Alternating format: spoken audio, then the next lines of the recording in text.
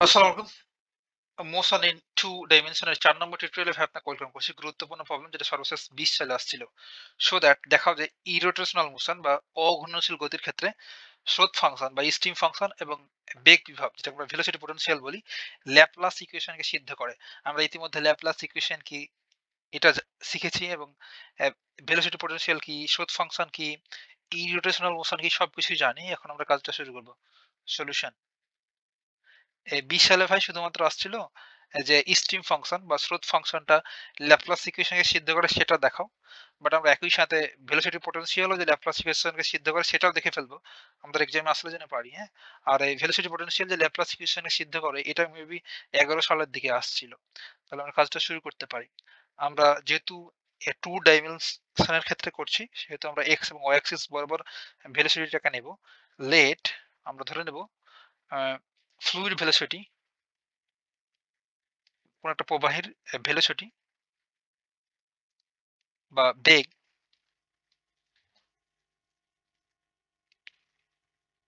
In two dimension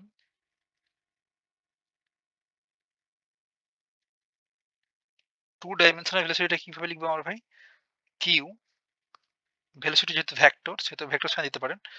you I cap X axis বরাবর ভেলোসিটিকে আমরা ইউ বলি প্লাস এবং এক্স অ্যাক্সিস বরাবর ইউনিট ভেক্টরটা চাই এবং ওয়াই অ্যাক্সিস বরাবর ভেলোসিটি হচ্ছে ভি এবং ইউনিট ভেক্টরটা হচ্ছে জেড ক্যাপ। এন্ড আমরা স্ট্রিং ফাংশনটা কি জানি? এন্ড স্ট্রিম ফাংশন বা স্রোত ফাংশন আমাদের স্ট্রিম ফাংশনটা হচ্ছে সাই।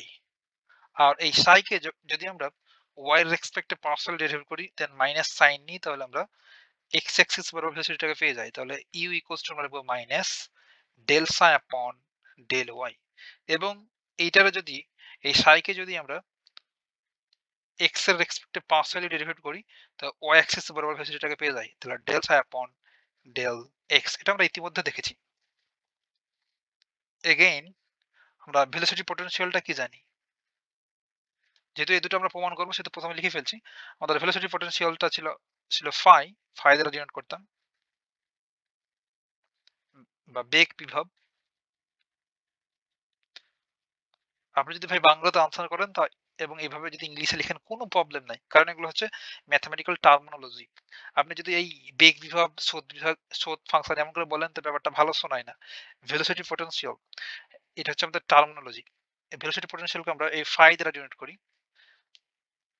আর এই ফাই কে যদি আমরা এক্স এর রেসপেক্টে পার্শিয়াল ডেরিভেট করি তাহলে আমরা এক্স অ্যাক্সিস বরাবর ভেলোসিটিটা পেয়ে যাই। তো এইভাবে অর্থাৎ ইউ ইকুয়ালস টু হচ্ছে আর মাইনাস সাইন কেন নেই? কারণ এটা পোটেনশিয়াল বা বিভব দায়ী। তাহলে u equals to minus del phi upon del x এবং এই ফাই কে যদি আমরা মাইনাস সাইন নিয়ে ওয়াই এর রেসপেক্টে পার্শিয়ালি ডেরিভেট করি তবে আমরা ওয়াই অ্যাক্সিস বরাবর ভেলোসিটিটা পেয়ে যাই। এখন আমরা ইকুয়েশন অফ কন্টিনিউটি লিখব। দ্য ইকুয়েশন অফ কন্টিনিউটি অবিচ্ছিন্নতা সমীকরণটা কি ছিল? 2 ডাইমেনশনের ক্ষেত্রে del X sorry del you upon del X plus del V upon del Y equals to 0। এখন জাস্ট এই ইকুয়েশনটাতে এই ইউ এবং ভি এর ভ্যালুটা পুট করে ফেলবো। তাহলে আমাদের ডেল এক্স জায়গায় থাকলো এবং ইউ ইকুয়ালস টু আমরা ইতিমধ্যে পেয়েছি। এই ক্ষেত্রে এই ভেলোসিটি পোটেনশিয়ালের ক্ষেত্রে এইখানে এবং এখানে ইউ এবং ভি এর ভ্যালু পেয়েছি। এই দুটো জাস্ট এখানে পুট করব। চাইলে আমাদের স্ট্রিম ফাংশনের যে ভ্যালু দুটো আছে না এটা পুট করতে পারি বাট আমরা ফার্স্ট প্রমাণ করব যে ভেলোসিটি পোটেনশিয়াল আমাদের ল্যাপ্লাস ইকুয়েশনকে সিদ্ধ করে। তার জন্য ভাই এই ইউ এবং সরি এই দুটো না, এই দুটো না, আমরা এই নিচের দুটাকে ইউজ করছি। আমাদের ২ টা কাজ করতে হবে। একটা আলাদা, আলাদা করলে ব্যাপারটা একটু সুবিধার হতো। আমরা স্ট্রিম ফাংশন এবং এই ভেলোসিটি পোটেনশিয়ালকে ল্যাপ্লাস ইকুয়েশন সিদ্ধ করেছে এটা দেখাবো। তার জন্য ১ম এ আমরা দেখাতে চাচ্ছি যে ভেলোসিটি পোটেনশিয়ালটা ল্যাপ্লাস ইকুয়েশন সিদ্ধ করে। সেহেতু আমরা কন্টিনিউটি ইকুয়েশন লিখার পরে এই ইউ এর পোরশনে এই স্ট্রিম ফাংশনের ভ্যালুটা পুট না করে কোন দুইটা বসাবো ভাই? এই ভেলোসিটি পোটেনশিয়াল দুইটা বসাবো। তাহলে E equals to minus del phi upon del x এবং V equals to minus del phi upon del y, এই দুটো বসাবো এই ইউ এবং এই ভি এর পোর্শনে। তাহলে এক্ষেত্রে লিখবো আমরা minus del phi upon del X plus del del Y minus del phi upon del Y. Just basic calculation, আর কিছুই না। তাহলে এটা কি হবে? Del square phi upon del del X আর ডেল এক্স, তাহলে ডেল এক্স স্কোয়ার, অর্থাৎ দুইবার ডেরিভেটিভ। ভেতরে একবার ডেরিভেটিভ করা আছে ফাইকে এক্স এর রেসপেক্টে এবং বাইরে আবার ডেরিভেটিভ, ডাবল ডেরিভেটিভ হয়ে গেল। এটা ডেফিনেটলি ফাই মাইনাস এই প্লাস মাইনাস মাইনাস, এটা একইভাবে ডেল স্কোয়ার ফাই ওয়াই এর রেসপেক্টে ফাইকে ডাবল ডেরিভেটিভ হয়ে গেল ইকুয়ালস টু আমাদের 0। এখানে 0 ছিল। এখন যদি মাইনাস কমন নিই কিংবা মাইনাস দ্বারা মাল্টিপ্লাই করি বোথ সাইডে, তাহলে লিখতে পারো del square phi upon del x square plus del square phi upon del y square. এটা দেখেন তো ভাই, এটা কি আমাদের ল্যাপ্লাস ইকুয়েশনটা হয়ে গেছে না? এটাই কিন্তু আমাদের ল্যাপ্লাস ইকুয়েশন। সেহেতু আমরা বলতে পারবো যে velocity potential satisfy the Laplace equation. এটাকে আমরা সুন্দর ফর্মে লিখতে পারি যে nabla square phi equals to 0। এইটা দেখে আপনি চিনতে পারছেন, এই ফর্ম আমরা দেখেছিলাম। তাহলে দ্যাট ইজ আমরা বলতে পারবো যে দ্য ভেলোসিটি পোটেনশিয়াল ভিপি বললাম, ভেলোসিটি পোটেনশিয়াল ফাই স্যাটিসফাই বা স্যাটিসফাইড ল্যাপ্লাস ইকুয়েশন। বুঝতে পারলাম?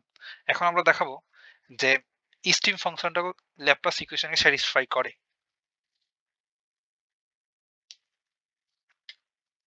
তাহলে সেকেন্ড পার্টটা আমরা এখন প্রমাণ করব। এগেইন এই টু ডাইমেনশনাল ক্ষেত্রে যদি ইরোটেশনাল ফ্লো হয় সেক্ষেত্রে আমরা বা অঘূর্ণনশীল প্রবাহ, আমাদের কিন্তু প্রবলেমে বলে দেওয়া ছিল ভাই যে দেখেন এখানে যে ইরোটেশনাল মোশন বা অঘূর্ণনশীল গতি থাকবে। আর অঘূর্ণনশীল যদি গতি হয় তার জন্য আমাদের কার্লের ভ্যালুটা 0 হয়ে যায়। ছোটকালের পড়া আমরা এইচএসসি লেভেলে ভেক্টর পড়তাম চ্যাপ্টার 1 এ ফিজিক্সে, তখন দেখতাম কার্ল যদি 0 হয়। একটু দেখি বেসিক কথাবার্তা। কার্ল ইকুয়ালস যদি 0 হতো সেক্ষেত্রে অঘূর্ণনশীল হতো প্রবাহটা। আর যদি কার্ল, তাহলে কার্ল 0 হলে এটা হবে ইরোটেশনাল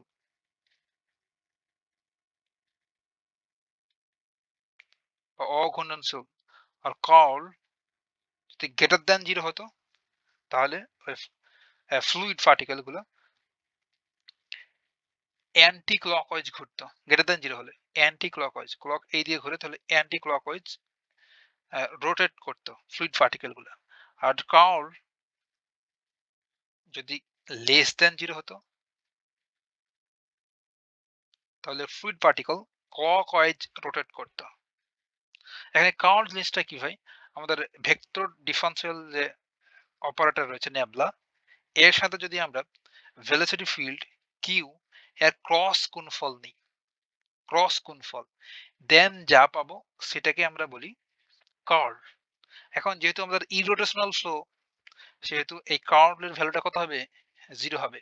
সে কথাটাই আমরা লিখব যে again for two dimensional irrotational motion, two dimensional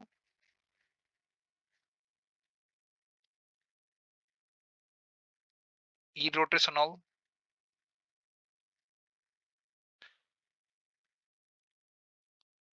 motion বা দ্বিমাত্রিক অঘূর্ণনশীল গতির জন্য আমরা জানি বা আমরা পাই যে কার্লটা হবে 0। তাহলে ভেক্টর ডিফারেন্সিয়াল অপারেটর ন্যাবলা এর সাথে ক্রস গুণফল করব, ভেলোসিটি কিউ এর ইকুয়ালস টু 0 পাবো। এটা ইমপ্লাই করছে জাস্ট আমরা টু ডাইমেনশনের ক্ষেত্রে করছি, সেহেতু আমরা এই ন্যাবলা অপারেটরটা দুটো ডাইমেনশন পর্যন্ত লিখবো, del del x iota plus del del y j cap. এটার সাথে জাস্ট ক্রস গুণফল। টু ডাইমেনশনের ক্ষেত্রে আমরা ভেলোসিটি কিভাবে লিখি ভাই? As a U I cap plus V J cap. আর যখন আমরা ক্রস গুণফল করি তখন ওই ডিটারমিনেন্ট তো নিয়ে আসি, তাই না? তাহলে ডিটারমিনেন্টটা আমরা নিয়ে চলে আসবো। তাহলে এটাকে লিখতে পারবো আই আর জে ক্যাফ, আর এক্ষেত্রে কোফিসিয়েন্ট হচ্ছে ডেল ডেল এক্স, এবং জে এর কোফিসিয়েন্ট হচ্ছে ডেল ডেল ওয়াই, এবং এক্ষেত্রে হচ্ছে ইউ এবং ভি। যেহেতু 2/2 অর্ডারের এটা ডিটারমিনেন্ট, সেহেতু আমরা ইজিলি এটা ডিটারমিনেন্ট করে ফেলতে পারবো। এই বরাবর মাল্টিপ্লাই করবো মাইনাস এই বরাবর, ভেরি সিম্পল। তাহলে কি হবে? Del V upon del x minus del you upon del Y equals to 0। এখন জাস্ট ভ্যালুগুলো পুট করব। এখন এখানে যে ভ্যালুগুলো বসাবো ভাই, সেগুলো আসবে মূলত আমাদের যে সাই ছিল স্ট্রিম ফাংশন সেই ভ্যালুগুলো, অর্থাৎ এই দুটো ভ্যালু এবার নিব, এইটা এবং এইটা। যখন আমরা ভাই ভেলোসিটি পটেনশিয়াল ল্যাপ্লাস ইকুয়েশন সিদ্ধ করে প্রমাণ করছিলাম, তখন এই দুটো ভ্যালু নিলাম। এখন আমরা প্রমাণ করছি যে সাই অর্থাৎ স্ট্রিম ফাংশনটা ল্যাপ্লাস ইকুয়েশনকে সিদ্ধ করে, তখন কিন্তু আমরা স্ট্রিম ফাংশন, এই স্ট্রিম ফাংশনের ভ্যালু দুটো নিচ্ছি ই এবং ভি এর। তাহলে জাস্ট এখানে পুট করে দেব।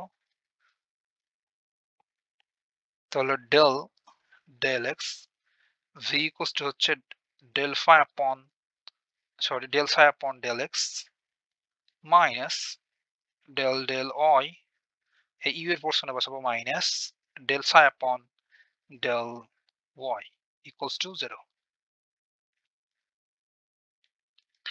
বাকি ক্যালকুলেশন এখানেই করা যাবে। এটা ইমপ্লাই করছে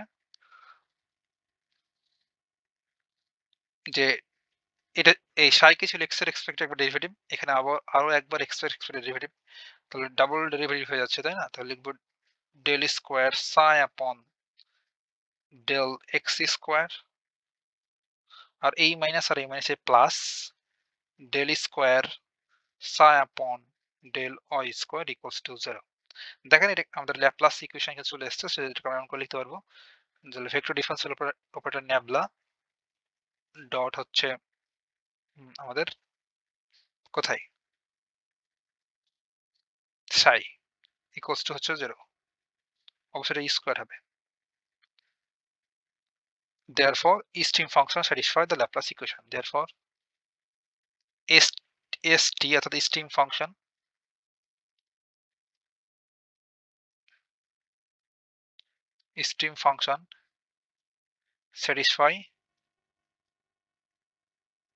satisfied Laplace equation. That's it.